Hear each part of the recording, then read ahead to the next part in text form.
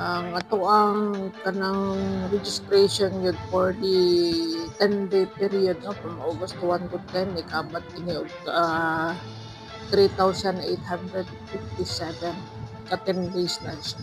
Sa whole legacy.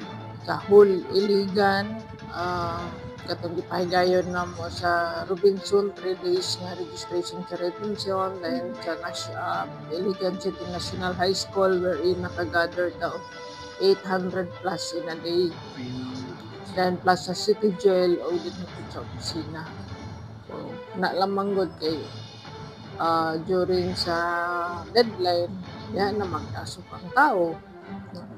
In fact, sa first day na mo, mga 100 plus lang. And then for the last day, may abot ng 600. So na po kaya ang variance no kung ang tanan, ma-accommodate lang din nato, maka 800 a day ta, okay na gid kay. Pero however, ang mga tao is naaragid sila sa deadline mo daghan. So, Pero sa kinatubok na natin, ilan na gid karon ang registered voters? all in all din nato is 3,000 plus 3,857. Kay ginagmay din naman taning daghan sa mga last 3 days na ta, last 2 days. Mga sa 10 days ka. Good 14 days. Gamay ra. Layo na kayo sa target nga ako gideclare nga mga 20,000. 20,000 Oo. Layo ra kayo.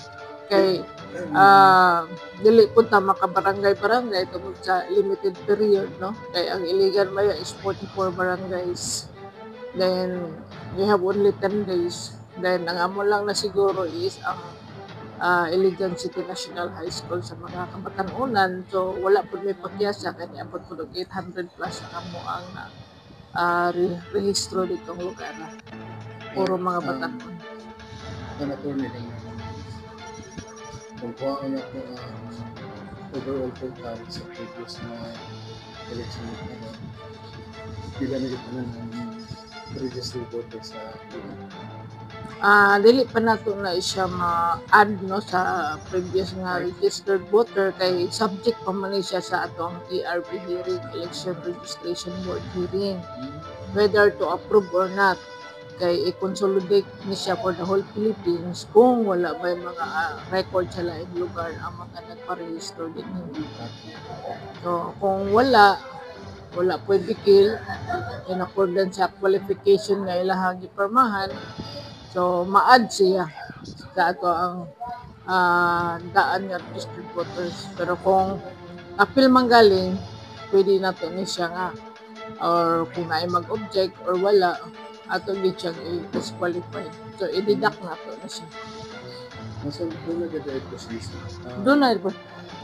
It does not mean to say nga narehistro na sila, nag-apply sila, application pa lang na. Gana lang form application for registration. Pero it does not mean to say nga registered voter na gid sila. So still subject pa gid sila sa hearing composed of the COMELEC, no? Election Registration Board, composed of COMELEC, DepEd, and then the local sub-registrar. So mag-hearing ni ana by August 25 to approve or not sa mga aplikante. August 25. Kaya sa laing bayan po,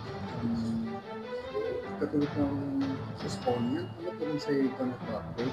So far, atong election is nakaset na yun siya on December 1, 2025. However, kung naamang galing balaod or mandate nga kailangan siya i-postpone, then mo stop po sa mga preparation. Pero so far, wala pa tayo natawag na ma-postpone ba siya or ma-reset. So, among preparation karon is good for December 1, 2025 na barangay and SK election. Okay. Kuwan lang ito nila. Election ulit sa umaabot ang October siguro, ang sa BARM. Kaya mo BSKA, may kalabutan nila sa Mayo. Wala. Ang BARM is for the BARM lang yun siya nga parliamentary election. So, supposedly, nakaset naman guni siya simultaneous unta sa national and local. Pero na-postpone lang ang pizza. Pero the same registered voter by May 9 2025 national and local election mao po na ang gamiton nga data para sa parliamentary election. So whatever amo nga register karon dili ni siya ma-add sa park election. Sa may labot. Walay labot. So para lang din ni siya sa PSK nga election. Okay. So, wala na nila yung information na buwag sa inyo. Imo lang mensahe sa mga tao na nag-arrest. Sa mga katauhan nga nagparehistro, naman ni although ilang application na ay nakabutang namon dito nga subject for hearing siya by August 25, then no need for them to come unless kung magpadala mi og summon or notice nga apiron din sila kay doon ay mga questionable nga mga data and doon na po i-oppose. So kung wala man lang galing, dili na sila kinahanglan man. So maghulat na lang sila nga ma-approve lang application, then anytime after that nga magkinahanglan silang voter registration, siguro ma-available siya by the month of September, pwede na silang pagkuha.